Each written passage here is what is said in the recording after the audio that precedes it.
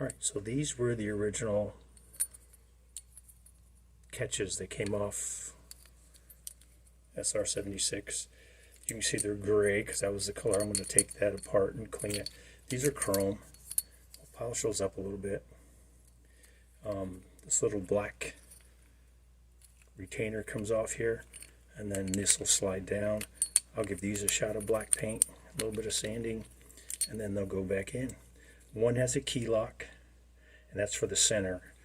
It acts like a real glove compartment because, as you know, the Corvette doesn't have a glove compartment. All it's got is some pockets, and the pockets aren't useful for keeping registrations and stuff in or anything secure. So that's the one that locks, and we'll get these all cleaned up here in a little bit. Forgot to show you this real quick. This little screw comes out of the back. And the retainer clip comes off, so slide it off. That was stuck a little bit.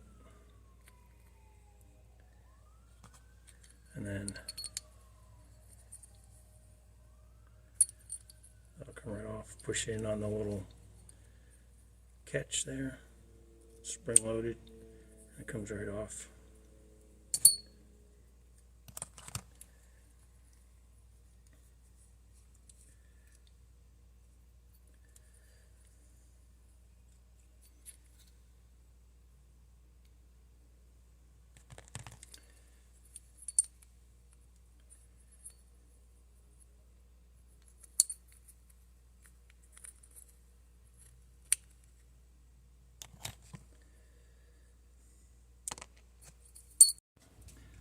So here are the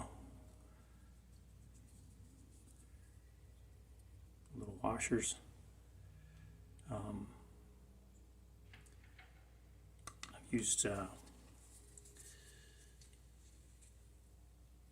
Eco Cleaner. I got this. Got a couple bottles of these from a petrol box when they come in there. So these are soaking in it right now. I'm going to scrub them with a little brush afterwards to get the nastiness off, then sand them a little bit, and then I'll hit them with some little primer. I've got a couple cans of primer here, and then some black enamel paint, and they'll fit right in. I'm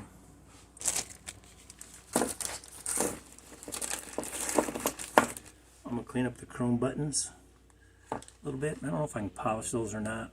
We'll see, and they'll look a little bit better than they do now.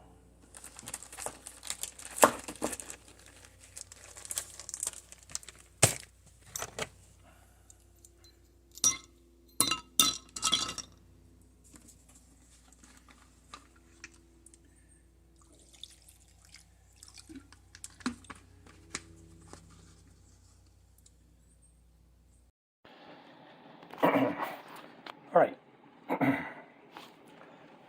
welcome back to SR76. Hey, I'm going to give these a little bit of cleaning now, and probably a little bit of oil. They seem to be fine, but I don't want to get them too wet. I don't need the internals rusting, but I'm going to put probably a little lock oil. Not graphite, it makes a mess, but some little, what's it, 3-in-1 oil I got somewhere here, just to keep them lubed a little bit so they stay working. I'm not going to take them all apart, just going to clean up the buttons, and I've got a Dremel, and I'm going to use little polishing discs. See if I can get them just to shine a little bit, and that'll be it. I'll let you see when it's done. The bezels for these are being painted. Right now they're primed, and we'll see how they look in a little bit. Okay, there they are, all primered. This is the last touch of primer, and they're going to dry, and then I'm going to throw some shiny black paint on. There you go. They're looking a little shinier. Not a lot. They're 47 years old, so got a little bit of staining on there. I used 3D metal polish, did it lightly, did it on the low speed with a Dremel, just to get some of the dirt off. This stuff works really good. Came in Petrol Box. It's one of the samples, full size, but they give you one every month, and this was one of the ones, a bunch of probably a year or so ago. Anyway, it works really good. That's not looking too bad.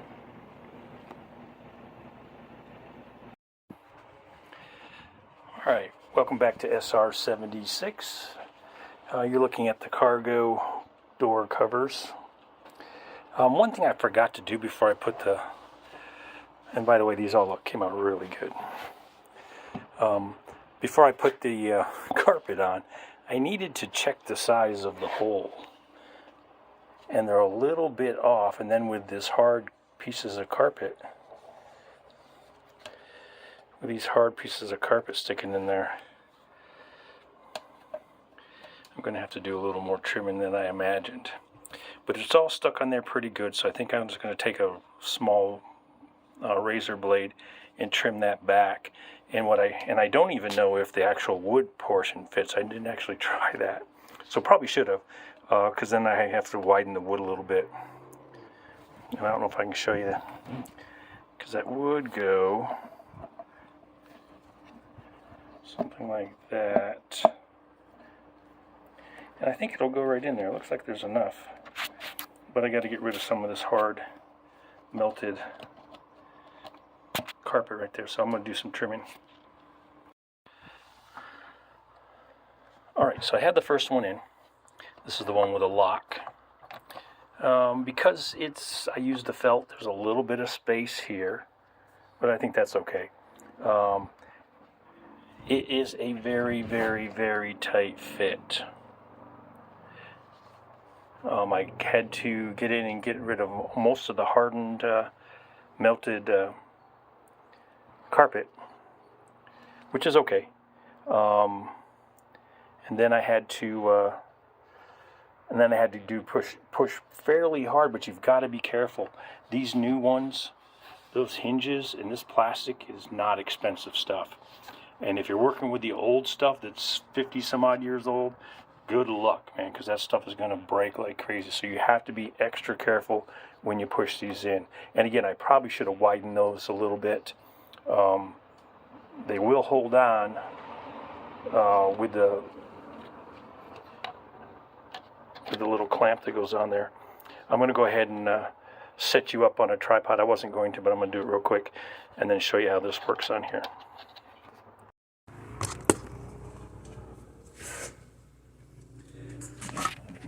Best way to set you there.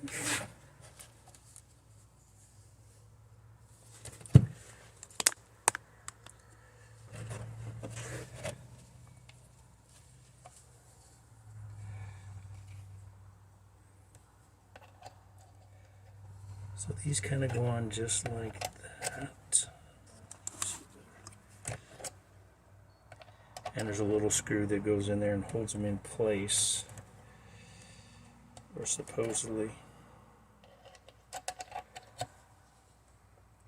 don't know if I'm going to be able to get those on there. That's interesting.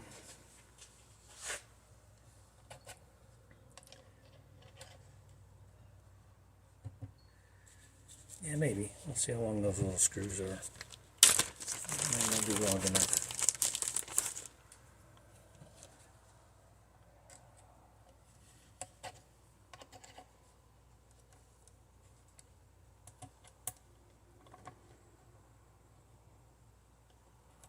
Yeah, those work. They'll get in there. So that kind of keeps the retainer from them coming off. Now it sits, oops, let me dip you a little bit. It sits up a little high right now because, of course, it's sitting, too much of a mess. It sits that much down. Now this is actually be sitting inside the cabin or inside the opening. So you don't need to worry about that. It's going to just be bumped up while you got it on a flat surface. Right now I'm going to work on this other one. I'm going to kind of let the video roll. Nope, I'm going to put you in a different direction. Hang on.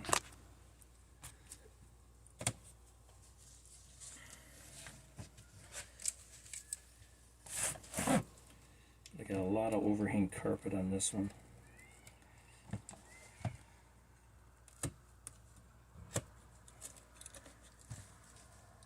And again, this isn't what was originally on the car.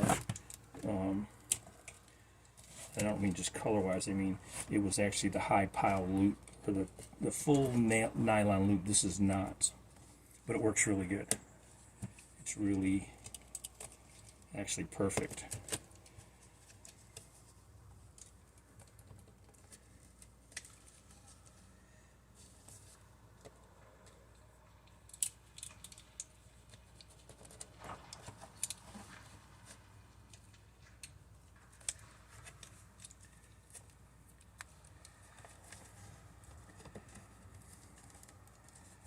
Okay, I've got a lot of overhang on this one. Sometimes it's easier to go in from the back side. Do a little trimming here. Let me see if I can show you. You can actually see the little pieces of carpet sticking down. So those all have to go. And again, be careful while you're doing this. You don't want to stress the hinges. And even if you make a little bit of mess on the outside here, it's covered by the big ring, so no one's going to see it.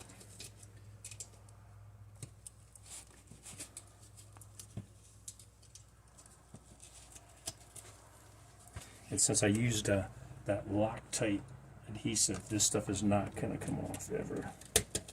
Which brings me to a dilemma I have. Right behind the two seats, there's a little wall inside the Corvette, and that little wall had carpet on it. But there's also wires running behind it. Now in the factory you can see, and I'll show you when we get ready to do it. Won't be doing that anytime soon, maybe in a couple weeks. You can see that the factory, they actually put adhesive back there. Whoops, I'll stab myself.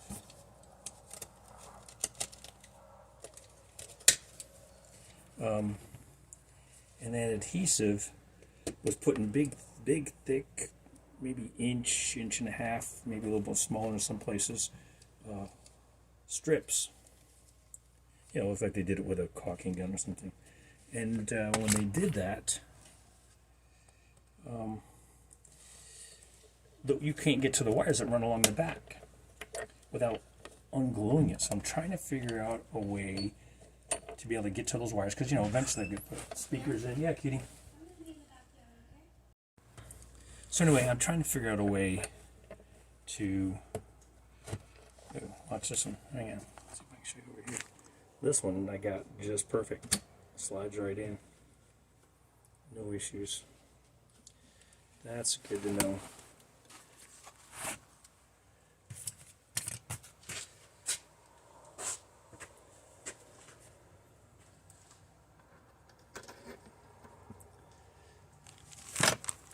So I've got to find a way that I can move it, because I want to put speakers in the back. And anything else I want to do, any wiring I want to do in the back. I don't want to have to rip up the carpet. And I don't want to have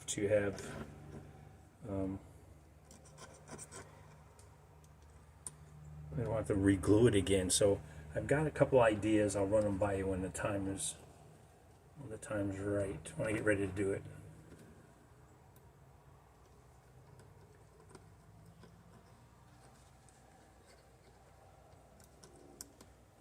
Screw in there. It's fighting me here. There we go. I'll tighten those in a bit.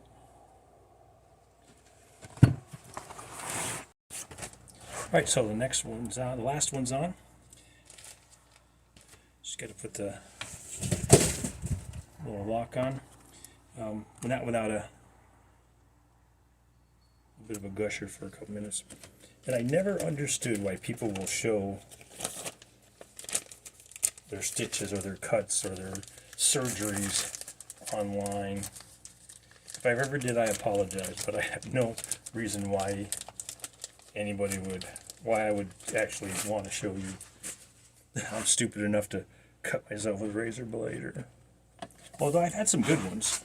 I suppose the one with the chainsaw would have been good. But that was a long time ago. That was even before the internet. But that would have been a fun one. But I just don't understand why people would, you know, oh look, here's my 5 severed fingers because I'm super stupid. Anyway, done. Alright, done. Get some of the particles off here. I'll need a vacuuming once I put it in. So they're all set. Looks pretty good. Again, these will all sit flush. And one thing I don't like right there is a little bit of a gap there. Oh well. Looks like it slid down too far. That's alright. That's not perfect, but that'll be okay. Again, when you're doing this, be careful of the hinges. Be careful of this cheap plastic. And I don't know how you're going to manage to push out and all this stuff if you've got the original stuff, unless the car was in hermetically sealed, controlled environment. I still got some junk I got to remove from there. That'll come off. But that's going to go pop back in, and we should be all set. I do need to find out. Now I have the catches. We'll get those catches reinstalled. But you've got the battery cover, the actual glove compartment, if you want to call it that, and I do need to get a new insert for that. And then that's for the jack. The original insert is up here. Maybe it's still serviceable. No, it looks like the back ripped out. There you go. So it looks like the back's gone, and I can't remember. I don't think I did that. That's where the courtesy light goes. So when you open the back, the courtesy light comes on. In fact, somewhere I've got the little plunger that when you open it, the light comes on. So I may rewire that at some point.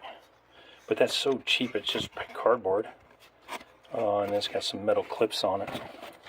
And that's some cheap plastic. So we'll have to redo that. I took this out because the guy was... I can't say for sure if he's a pothead or not, but it smelled like marijuana in that car really bad. Especially when I got to the back panels. And, I don't know, maybe he had some stash in there, who knows. Alright, so that's it for now. I'm going to put this together in a video and get it out to you.